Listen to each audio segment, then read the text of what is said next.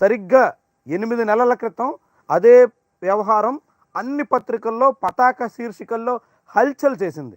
చాలా పెద్ద హంగామా సృష్టించింది. ఎన్నికలకు ముందు చాలా పెద్ద రాజకీయంగా వివాదాస్పదమైంది. ఈ వ్యవహారమే విశాఖ పోర్టులో 25,000 టన్నుల డ్రగ్స్ పట్టివేత. చాలా పెద్ద వ్యవహారం. డ్రై ఈస్ట్ పేరుతో బ్రెజిల్ నుంచి వయా జర్మనీ ద్వారా వస్తున్నటువంటి షిప్లో 25,000 టన్నుల డ్రగ్స్ దొరికాయి. కొకైన్ పట్టుబడింది. సంధ్యా ఆక్వా ప్రొడక్ట్స్ పేరుతో వచ్చినటువంటి ఆ షిప్లో భారీగా డ్రగ్స్ తీసుకొచ్చారు.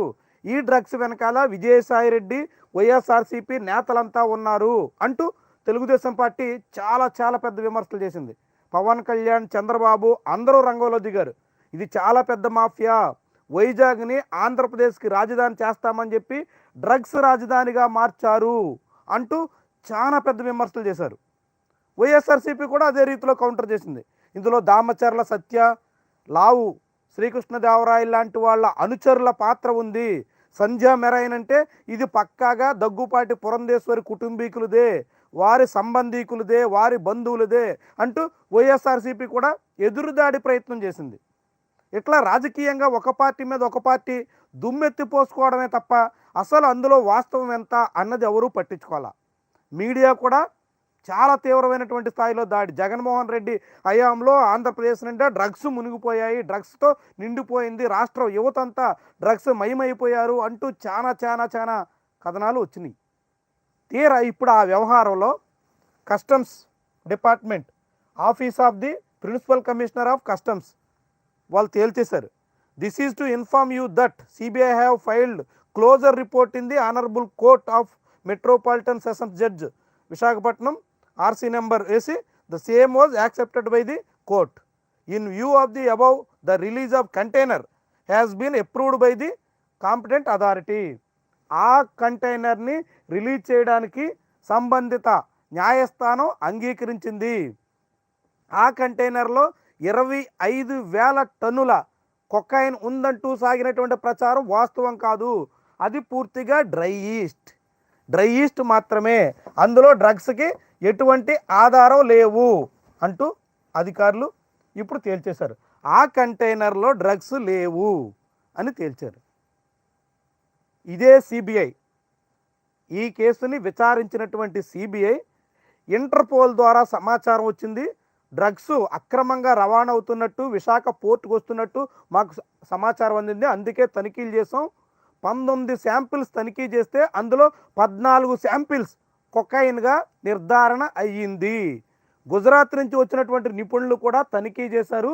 తనిఖీ చేసి కొకైన్ ఉన్నట్టు నిర్ధారించారు. కాబట్టి ఇవి డ్రగ్స్ అంటూ ఆ రోజు సీజ్ చేసింది సిబిఐ.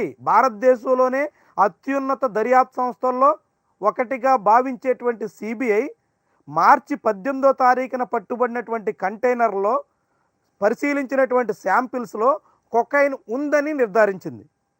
2024 మార్చి 18వ తారీఖున 19న శాంపిల్స్ టెస్ట్ చేశారు, తేల్చారు. అదే సిబిఐ ఆధ్వర్యంలో నవంబర్ 27వ తారీఖు వచ్చేసరికి ఆ షిప్లో, ఆ కంటైనర్లో, ఆ డ్రై ఈస్ట్లో కొకైన్ లేదని తేల్చారు.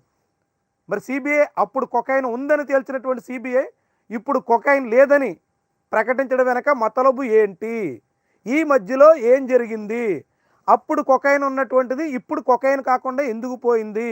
అప్పుడు డ్రగ్స్ అయినటువంటిది ఇప్పుడు డ్రగ్స్ కాకుండా ఎందుకు మారింది? అప్పుడు సీజ్ చేసినటువంటి షిప్ ఇప్పుడు ఎందుకు వదిలేయాల్సి వస్తుంది?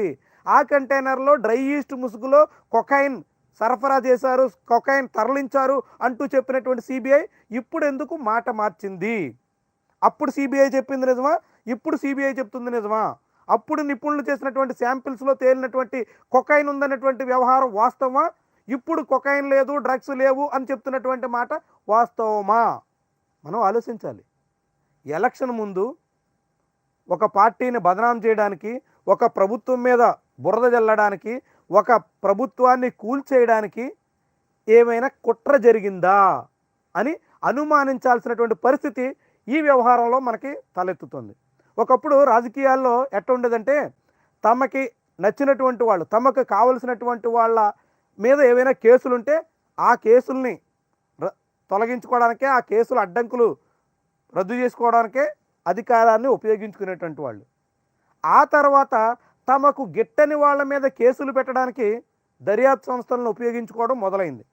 ఇటీవల కాలంలో తమ వాళ్ళు తప్పు చేసినా కప్పిపుచ్చుతూ, తమకు కాని వాళ్ళు ఎవరైనా చిన్న నేరం చేసినా దాన్ని భూతద్దంలో చూపించి వాళ్ళ మీద కేసులు పెట్టి జైళ్ళకు పంపించి అనేక రకాలుగా వేధించడం మనం ప్రత్యక్షంగా చూస్తున్నాం.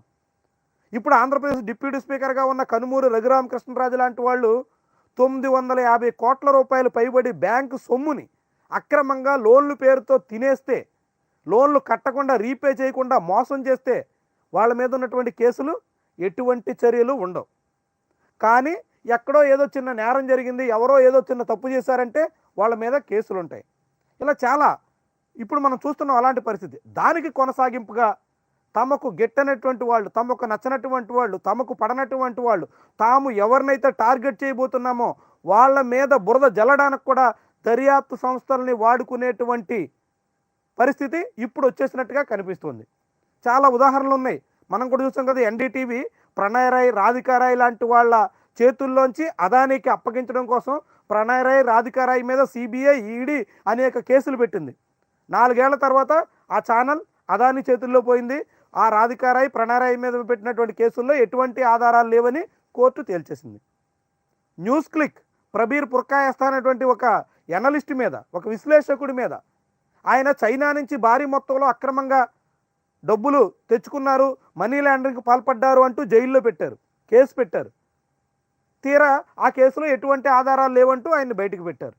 అంటే తమకు గిట్టనటువంటి వాళ్ళని తప్పుడు కేసుల్లో ఇరికించి ఎట్లా పెడుతున్నారో మనకి చాలా స్పష్టంగా కనిపిస్తుంది. అదే క్రమంలో ఈ వైజాగ్ డ్రగ్స్ కేసు కూడా కనిపించిందా?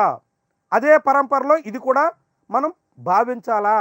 అదే రీతిలో ఇది కూడా సాగిందా? అప్పట్లో జగన్మోహన్ రెడ్డి ప్రభుత్వం మీద బురద జల్లడానికి, జగన్మోహన్ రెడ్డి ప్రభుత్వాన్ని బదనాం చేయడానికి, జగన్మోహన్ రెడ్డిని గద్దెదించడానికి సిబిఐని కూడా వాడుకుని, సిబిఐ ద్వారా డ్రగ్స్ విశాఖ పోర్టుకు వచ్చేసే అనేటువంటి ఒక ప్రచారాన్ని తీవ్ర స్థాయిలో రాష్ట్రం అంతా దద్దరిల్లిపోయేలాగా, అందరూ అలజడులు రేగేలాగా, అందరూ ఆందోళనకు గురయ్యేలాగా ఒక పెద్ద ప్రచారం చేసి ఆ ప్రభుత్వం మీద బురద జల్లేదానికోసం సిబిఐ ఉన్న కూడా సహకరించిందా?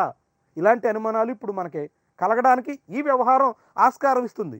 స్వయంగా సిబిఐ చెప్పింది, అందులో మేము శాంపిల్స్ పరిశీలిస్తే శాంపిల్స్లో 19 శాంపిల్స్ తీసుకుంటే 14 శాంపిల్స్ డ్రగ్స్గా తేలింది, కొకైన్గా నిర్ధారించాము అంటూ సిబిఐ చెప్పింది. అదే సిబిఐ తర్వాత 300-400 శాంపిల్స్ తీసి అందులో కొకైన్ లేదు, ఏమీ లేదని ఇప్పుడు చెప్తుంది. దీని వెనకాల ఏం జరిగింది?